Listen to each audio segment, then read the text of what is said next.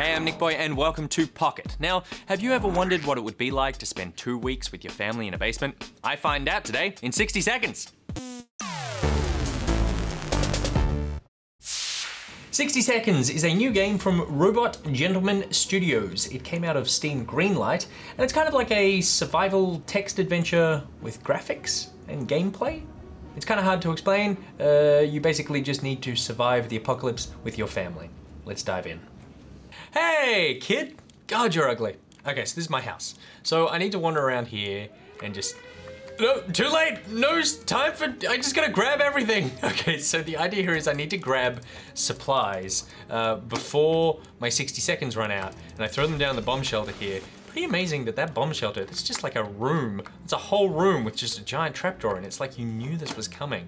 Okay, so supplies, definitely. Oh no, I can't take the gun, I don't have any room. What are they? Bullets, I'll take those. Give me the bullet, pick them up! Okay, now I also need to collect my family. Come here, Timmy. Oh, you. I really don't want to take you. Okay, let's go down here. Oh God, where's mom? Where's mom? Come here. Come here, baby. Yeah, get in my pocket. Oh, I don't think I've collected anything of use.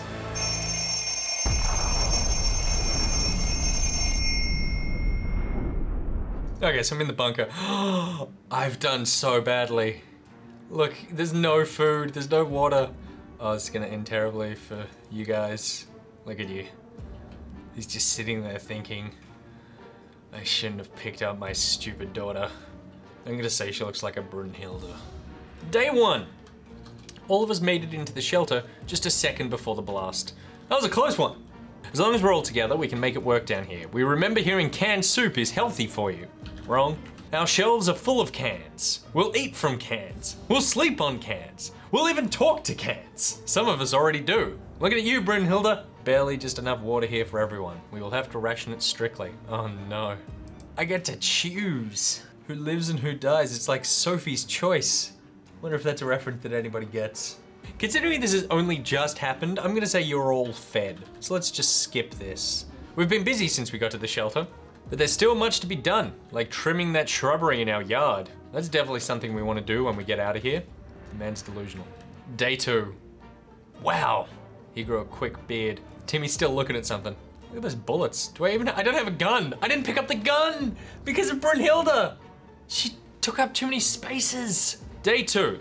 Maybe moving away won't be too bad. We can probably make friends, meet new people, provided anyone is still alive, that is. What are you talking about? Where did this conversation come from of like going out of the bunker?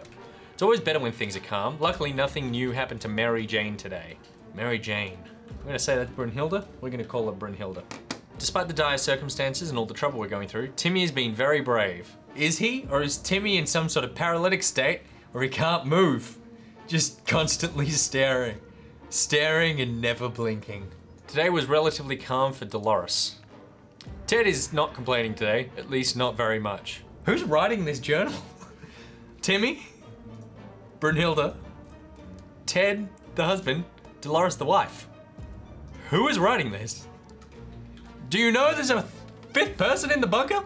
Neighborhood is highly radioactive. Trips to the surface are a big risk to our health right now. Brunhilde is more than ready to go out and scavenge. Should we start preparing an expedition for tomorrow? I'm gonna say yes. Let's finally ration out some supplies. Click that, right. So that gives everyone water. If I click, ooh, some tough choices. Okay, maybe I give everyone water now. You don't get to eat though. Actually, I'm gonna feed Dolores. It's about time we chose someone to scavenge the remains of our town in search of supplies. Who will it be? The wasteland awaits. Who should go outside? My gut says Brunhilde, because I feel like she could survive. Also, Dolores and I can just always make more kids. Like if we're worried about losing a kid, like we're gonna run out of kids because I keep sending them out, we could just make a new kid. It's not like Timmy's gonna notice anyway. He's always just looking off in that direction. Brunhilde went outside. Let's hope she hurries back soon. Is that what we hope? I don't think so. Timmy is on his best behavior. How long will it last? Timmy's on his only behavior. Tim, do something. Today was relatively calm for Dolores. Yeah, I bet it was, because I'm plumping you up. It's time to ration supplies. Oh no, does that mean Brunhilde's dead? Her face is just scratched out. Oh, Brunhilde. Or maybe it just means she's gone. Probably just means she's gone. Okay, what's left? That trash can of ours is getting disgusting. Yet for some reason we would like to tidy this mess up. Those giant green cockroaches are a pretty good motivator. I can either poison them. No, I can't because I didn't pick up poison. Wow, it's showing me lots of stuff I didn't pick up. Boy Scouts. Okay, what are you gonna teach me about how to kill cockroaches? We dodged a bullet this time. That is, the bullet was huge, hairy, had 8 legs and a glowing head. Hopefully we won't have to deal with them again. Oh, sounds like Brunhilde. We wish we could just leave. Sitting down here with barely anything to do is driving us crazy. You could play checkers. You could do anything. You do nothing. You just sit. She's back! Oh, and she looks terrible. She's crying and sweating and there's clear liquid coming out of her nose. She seems to be shaking. She's got some sort of disease. Nothing has made us happier than the sight of Brunhilde returning to the shelter from the surface. We were hoping this expedition would be successful. Too bad that was not the case. Oh no. Brunhilde has contracted an illness. Timmy seems okay, as much as he can be in our current situation. If there was anything to report about Dolores, this is where it would have been written. Like, my daughter is dying from some sort of radioactive disease, and I don't care. Time to ration supplies. Oh, I can give her medicine. Oh no, I can't, because I didn't pick any up. I'm gonna keep you alive just so I can watch you die. We are down to 1 bottle of water and 1 and a bit cans of soup. Our neighborhood is still highly radioactive. Trips to the surface are a big risk to our health right now. Let's send Brunhilde back out there. We're feeling pretty optimistic about today's expedition. Good. The only thing left to do is to choose the right person to go outside.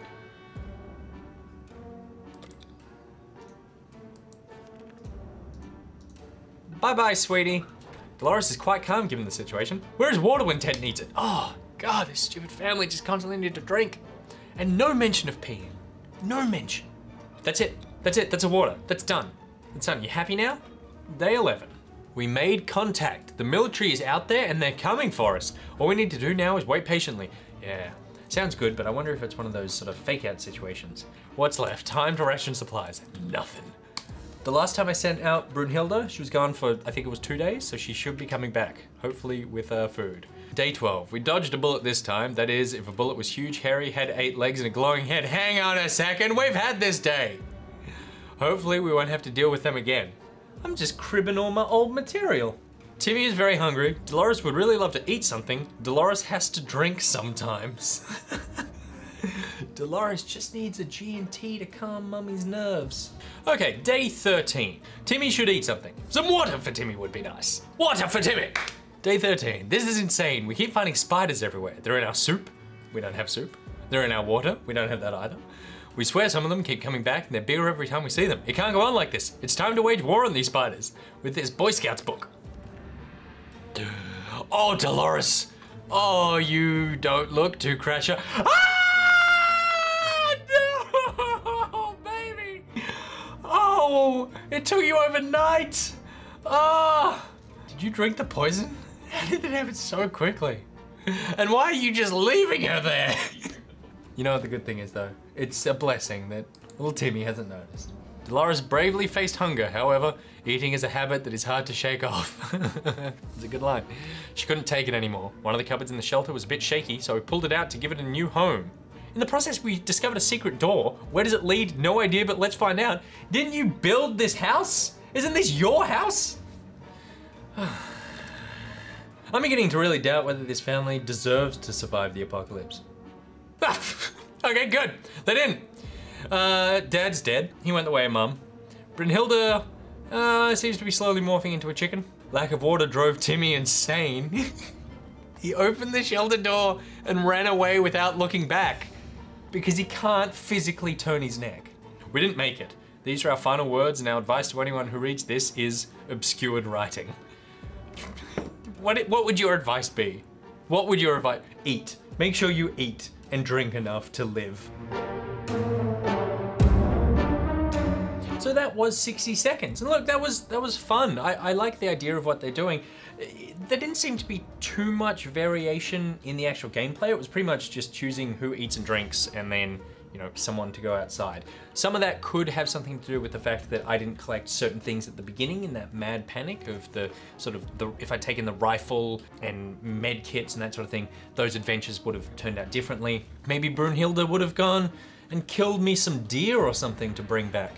So there are, you know, different avenues that would open up there and maybe I would have survived. But I don't see it as particularly being hugely game changing because nothing came up that wasn't clicking on that journal. And also, I was only in there 16 days. The amount of variation that is possible, I still saw the same thing happen a couple of times. Like that spider line came up a couple of times, that sort of thing. So it still ended up repeating itself even in my first playthrough, which is a little disappointing. But I do like the premise of the game, and I actually think the most clever part about it is the sort of beginning and then what becomes of the rest of the game. Like I love the idea that you're sort of this isometric 3D thing running around collecting things in a mad panic, and then you need to deal with your decisions from then on. I think that's a really cool mechanic. It would be interesting to go, what if I just went down there by myself? I don't seem to be very concerned about my family even when they're all down there. I should have left maybe 2 of them and just have one that I could send out on expeditions and just